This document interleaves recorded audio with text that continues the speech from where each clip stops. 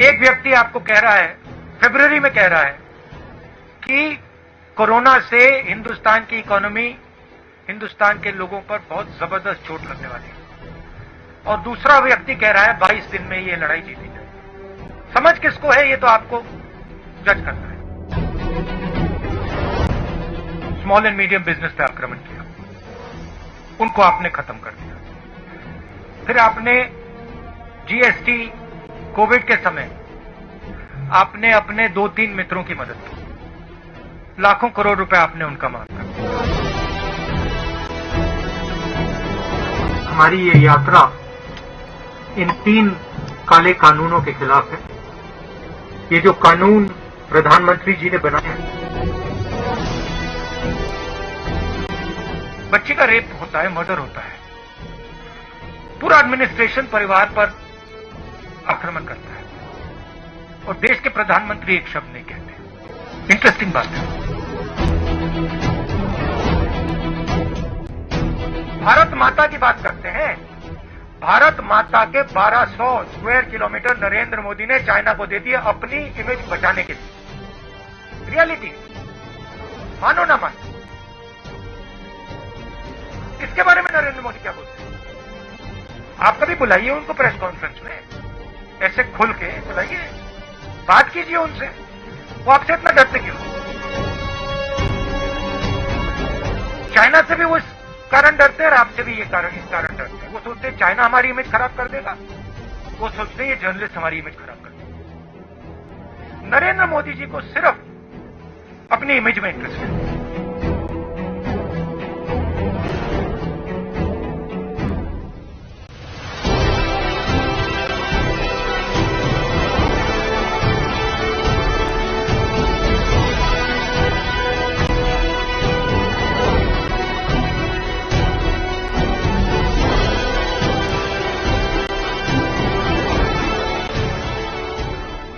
हमारा देश कृषि प्रधान देश है।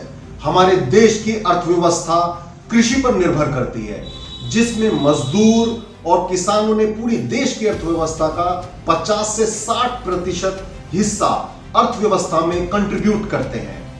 एक वक्त था जब भारत के पूर्व प्रधानमंत्री लाल बहादुर शास्त्री ने देश को एक नारा दिया था, जय जवान जय किसान। लेकिन जब से मोदी सरकार सत्ता में आई है 2014 से, तब से हमारे किसान भी मर रहे हैं और हमारे जवान भी मर रहे हैं। मोदी राज में मर जवान और मर किसान हो गया है। कोविड के समय इन 3 कानूनों को लागू करने की क्या जरूरत थी? क्या जल्दी थी? जब इट डाई, जब इट डाई, जब it the bill is pass, the bill is pass. प्रधानमंत्री कहते हैं कि किसानों के लिए कानून बनाए जा रहे हैं। एक ऐसा अनोखा कानून है जहां किसान के ऊपर कोई बंधन नहीं होगा। और अगर किसान इस कानून से खुश है,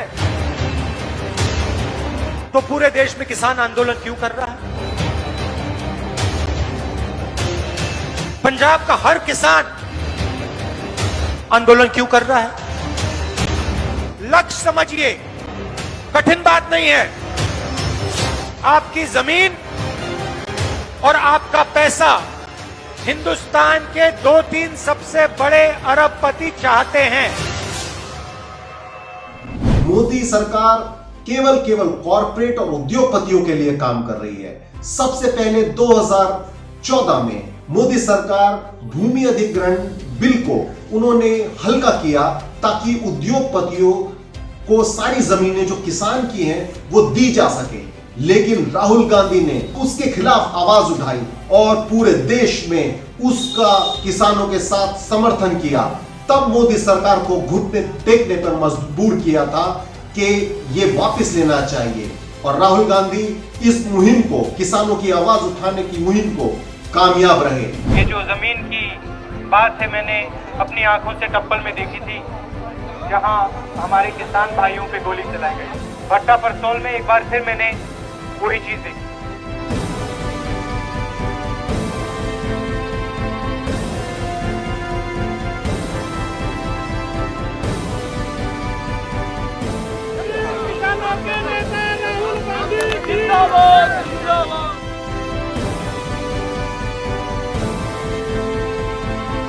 आप पूरे हिंदुस्तान को भोजन देते हो, रोज खेत में पसीना बहाते हो और आप सिर्फ अपनी सरकार से हक मांग रहे हो कि भाई हमारी जमीन है, हमें सही पैसा मिलना चाहिए, कम नहीं मिलना चाहिए।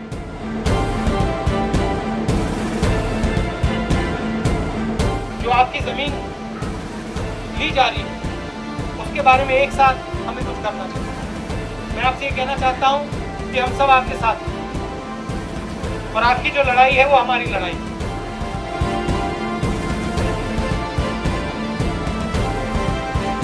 हमारी पूरी कोशिश होगी कि लोकसभा में हम आपको एक ऐसा बिल दें जिससे हिंदुस्तान का जो किसान है, मजदूर है, उसको फायदा हो।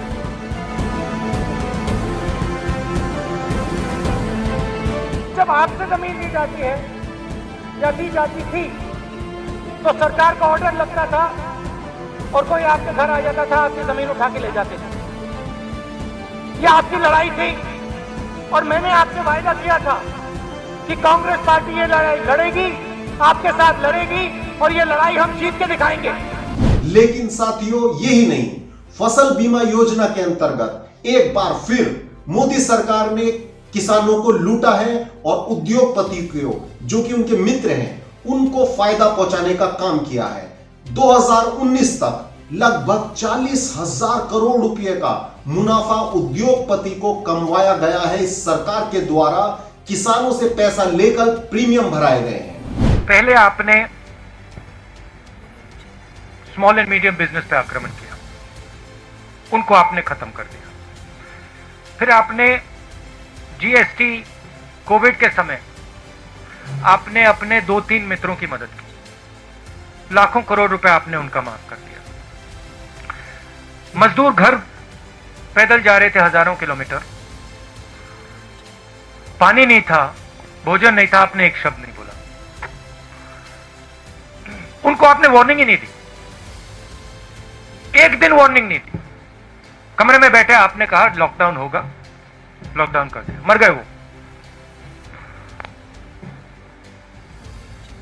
100-200 लोग वैसे ही मर गए। आपने जो देश की रीढ़ की हड्डी है, जो इस देश को रोजगार देती है, स्मॉल एंड मीडियम बिजनेसेस को खत्म कर दिया है। ये देश,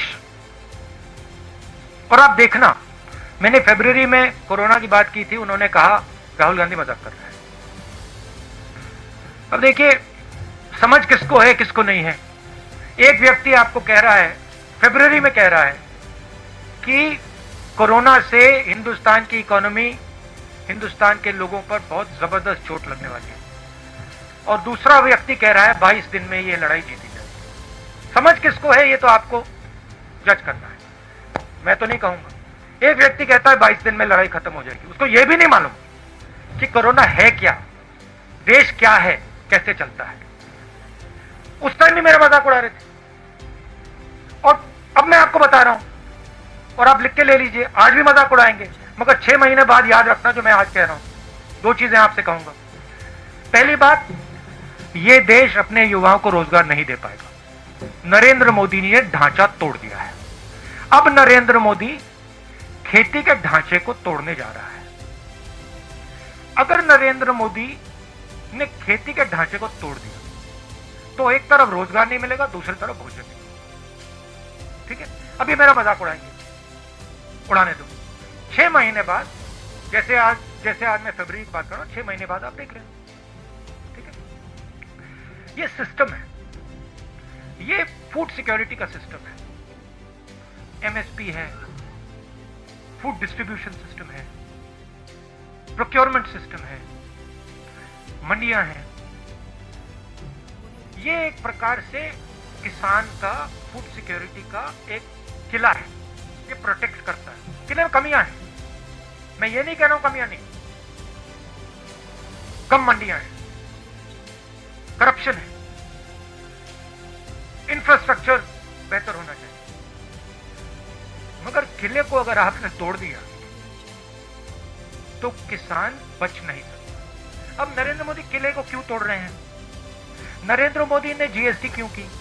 नरेंद्र मोदी ने डिमोनेटाइजेशन क्यों किया? नरेंद्र मोदी जी ने कोरोना के समय गरीबों की मदद क्यों नहीं की?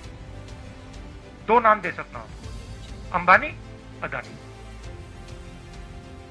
ये ट्रायंगुलर ग्रुप है, अदानी, मोदी, अंबानी। और नरेंद्र मोदी का काम रास्ता साफ करने का है। उनको ऑर्डर दिया गया है कि स्मॉल एंड मीडियम बिजनेसेस को खत्म करो, किसानों को खत्म करो, मजदूरों को खत्म करो और हमारे लिए रास्ता खोलो। यही नहीं साथियों, अब 2020 में मोदी सरकार 3 काले कानून लेकर आई है। ये अध्यादेश ऐसे थे जो कि संसद में पास कराए गए और बहुत गलत तरीके से संविधान की धज्जियां उड़ाकर ये पास कराए गए। जो अपोजिशन लीडर्स थे उनको मौका नहीं दिया गया इस पर बहस करने का, इस पर वोट डालने का, ताकि देश को पता लग सके कि किसान के साथ कौन है और किसान के विरोध में कौन है। हमारी ये यात्रा इन 3 काले कानूनों के खिलाफ है। ये जो कानून प्रधानमंत्री जी ने बनाया, एग्जिस्टिंग स्ट्रक्चर है, फूड सिक्योरिटी का एग्जिस्टिंग स्ट्रक्चर है, उसको खत्म करने का, नष्ट करने का तरीका है। जैसे पहले भाई और बहनों नरेंद्र मोदी जी ने नोटबंदी की, उसके बाद जीएसटी की, और कोरोना के समय उन्होंने किसानों को, मजदूरों को, छोटे बिजनेसेस की कोई मदद नहीं की। उसी प्रकार ये भी किसानों पर आक्रमण है और इस आक्रमण को हम रोकेंगे। इन कानून के खिलाफ हम लड़ेंगे। पंजाब को इससे सबसे ज्यादा इफेक्ट होता है, हरियाणा और पंजाब। और अगर एमएसपी जाएगी, अगर ये एग्जिस्टिंग जो स्ट्रक्चर है अगर ये टूटेगा, तो पंजाब को भविष्य में रास्ता नहीं मिलेगा। तो हम एक प्रकार से पंजाब की, हरियाणा की, उत्तर प्रदेश की, राजस्थान के किसानों की और इसके लोगों की रक्षा कर रहे हैं। जबकि ये 3 ऐसे काले कानून हैं, जो कि पहला कानून ये कहता है इस अध्यादेश का, जो कि अब कानून बन चुका है, कि पूरे देश में किसान कहीं पर भी अपनी फसल को बेच सकता है। मोदी जी का यह दावा है, लेकिन मैं मोदी जी से पूछना चाहूंगा कि वो कौन सा कानून है जो किसान को आज हमारे देश में कहीं पर भी फसल बेचने से रोकता था। यह केवल सरकार झूठ से चल रही है। और जो दूसरा कानून है वो केवल उद्योगपतियों की मदद करने के लिए बनाया गया है, यानी कॉर्पोरेट राज। और हमारे देश की जो मंडियां हैं, एपीएमसी एक्ट से जो गवर्न होती हैं, उनको हल्का किया जा रहा है ताकि उद्योगपतियों के लिए नई मंडियां बनाई जा सके। और इस कानून में जो सबसे बड़ा झोल यह है कि किसान जब अपनी फसल बेचेगा तो उसका मुकदमा अगर वो करना चाहेगा अदालत में, तो वो अपना मुकदमा अदालत में नहीं लेके जा सकता है। वो या तो एसडीएम के पास जाएगा या कलेक्टर के पास जाएगा या उसका निवारण केंद्र सरकार करेगी। ये ऐसे काले कानून हैं जो कि केवल किसानों के विरुद्ध में है। और इन्हीं काले कानून को समाप्त करने के लिए, इनका विरोध करने के लिए, इनको घुटने के बल टिकवाने के लिए राष्ट्रीय नेता राहुल गांधी खेती बचाओ यात्रा पर निकल गए हैं। वो 3 दिनों से पंजाब की यात्रा पर हैं। वो जगह जगह पर ट्रैक्टर रैलियां कर रहे हैं और उनके साथ पूरे पंजाब और हरियाणा का किसान जुड़ता जा रहा है। आप लोग जाएंगे, कैसे जाएंगे आगे, क्या प्लान है आप लोग का? यहाँ हमें हरियाणा के बॉर्डर पे पुल पे रोक रखा है। जब तक ये खुलेगा नहीं तब तक मैं यहाँ बैठा हूँ। 2 घंटे लगेंगे, 2 घंटे, 6 घंटे तो 6, 10 तो 10, 24 तो 24, 100 तो 100, 200 तो 200, 500 तो 500। मैं यहाँ से नहीं हिल रहा। तो क्या आप अकेले जाएंगे या समर्थकों के साथ ही जाना चाहेंगे? वो दरवाजा खोलेंगे तो मैं जाऊंगा। और कई बार बैठा हूँ, जाने नहीं दे रहे। तो जब ये खोलेंगे मैं प्यार से चला जाऊंगा, तब तक मैं प्यार से यहाँ बैठा हूँ। Thank you. अब जो वहां के किसान हैं वो बहुत जागरूक हैं, इसलिए उसका विरोध प्रदर्शन पूरे देश में अब बढ़ने लगा है। लेकिन यही नहीं, जो एक हरियाणा के मंत्री हैं, उन्होंने राहुल गांधी जी को चेतावनी दी है कि उनको हरियाणा में उनकी सभाओं को नहीं करने दिया जाएगा। मैं उनसे पूछना चाहता हूं यही काम उत्तर प्रदेश की पुलिस ने किया था उनको रोकने का, लेकिन राहुल गांधी को वो रोक नहीं पाए। ये लड़ाई कांग्रेस पार्टी की नहीं है, ये देश के अन्नदाताओं की लड़ाई है, ये लड़ाई किसानों की लड़ाई है, ये लड़ाई मजदूरों की लड़ाई है, ये लड़ाई आम आदमी की लड़ाई है। और यही नहीं साथियों, जो हमारे पत्रकार बंधु हैं, जो कि सवाल उनको सत्ता पक्ष से सख्त पूछने चाहिए, लेकिन उन्होंने सवाल राहुल गांधी से पूछे। एक पत्रकार ने राहुल गांधी से पूछा, जब यह बिल पास हो रहा था आप विदेश में थे यानी अमेरिका में थे, तो राहुल गांधी ने उनको बड़े आराम से समझाया, मेरी मां की तबीयत खराब थी और मैं उनको अस्पताल लेके गया था क्योंकि मेरी बहन नहीं जा सकती थी वहां पे निजी कारणों के। ऐसे ही सवाल उन्होंने राहुल गांधी पर दागे। एक पत्रकार ने पूछा कि आपको उत्तर प्रदेश पुलिस ने धक्का दिया, तो इस पर राहुल गांधी ने मुस्कुरा कर कहा, पूरे देश को धकेला जा रहा है, मारा जा रहा है, पीटा जा रहा है, मुझे थोड़ा सा धक्का लग गया तो क्या बड़ी बात है, कोई फर्क नहीं पड़ता, इट्स नॉट बिग डील। हमारा काम है देश की जनता की रक्षा करना, देश के किसानों के साथ खड़ा होना हमारा काम है। ऐसी सरकार है, अगर हम खड़े होंगे धक्का लगेगा, लाठी लगेगी, ठीक, खा लेंगे लाठी, धक्का खा लेंगे, क्या है। Suppose someone killed your son and then when you went for justice they locked you up in your house, and then the DM came to your house and kicked you and threatened you and told you that if you open your mouth the entire state of Uttar Pradesh will sort you out, and then told you don't worry, all these protesters they will go away, Rahul Gandhi will go away, but we will be here. Now you get a feeling, get a sense of how you would feel. That is how that family felt. That is why I went there, because I wanted that family to know that they are not alone.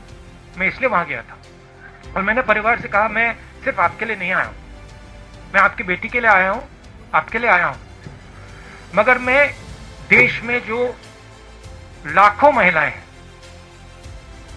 जिनके साथ रोज कोई ना कोई बदतमीजी होती है, हजारों महिलाएं हैं जिनका रेप होता है, मैं उनके लिए भी यहां आया। इंटरेस्टिंग बात यह है कि बच्चे का रेप होता है, मर्डर होता है, पूरा एडमिनिस्ट्रेशन परिवार पर आक्रमण करता है और देश के प्रधानमंत्री एक शब्द नहीं कहते। इंटरेस्टिंग बात है।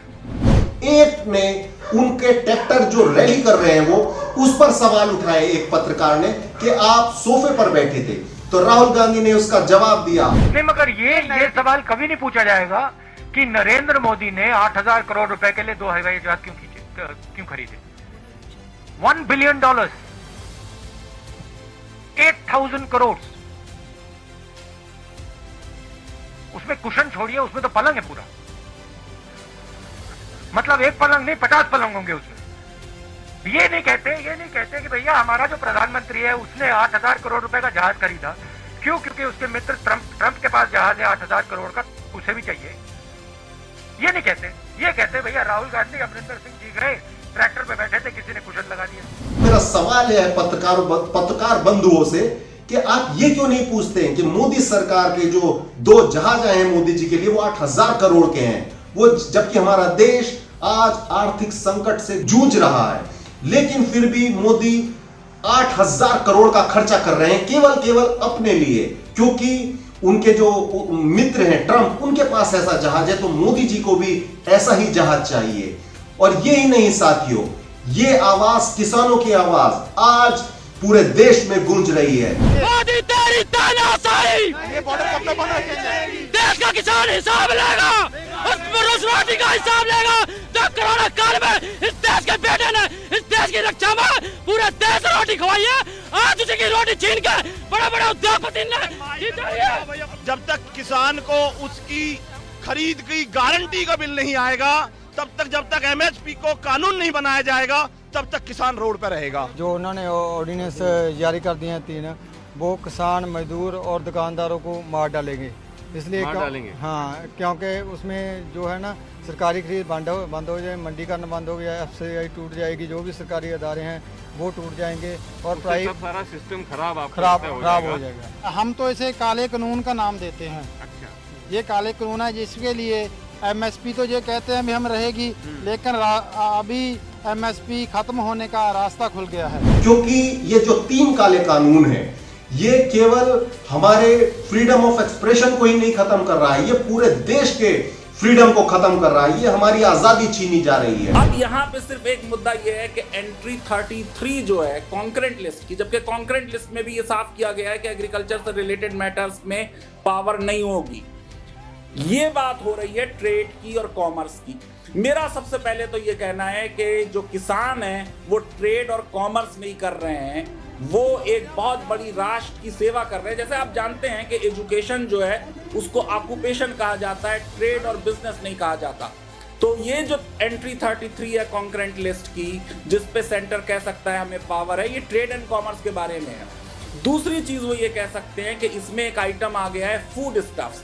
मेरा ये कहना है कि अगर फूड स्टफ को एग्रीकल्चर मान लिया जाएगा तो ये जितनी भी 8 जगह स्टेट लिस्ट में एग्रीकल्चर की पावर स्टेट को दी गई है और यूनियन लिस्ट में 4 जगह जहां एग्रीकल्चर को हटाया गया है सेंटर की पावर से, और कॉन्करेंट लिस्ट में भी मैंने आपको बता दिया कि एग्रीकल्चर के सिलसिले में पावर नहीं दी गई है, ये सब रिडेंडेंट हो जाएगा। जरा सा एक बात ये समझ लीजिए कि संविधान ये चाहता है कि जब डिस्ट्रीब्यूशन ऑफ पावर्स है, हो सकता है कुछ ओवरलैपिंग हो रही हो, तो अगर आपने पावर एक्सरसाइज की है, पिथ एंड सब्सटेंस देखेगी अदालत, उसे लगता है कि मेनली ये आपकी पावर के अंडर में है और इंसिडेंटली ये स्टेट की पावर को इम्पिंच कर रहा है, तो वो लॉ वैलिड हो जाएगा। मेरा ख्याल ये है कि ये जो एग्रीकल्चरल मार्केटिंग का मामला है, ये जो कॉन्ट्रैक्ट फार्मिंग का मामला है, ये सीधे सीधे स्टेट लिस्ट की एंट्रीज को इंसिडेंटली नहीं बल्कि डायरेक्टली हिट कर रहा है।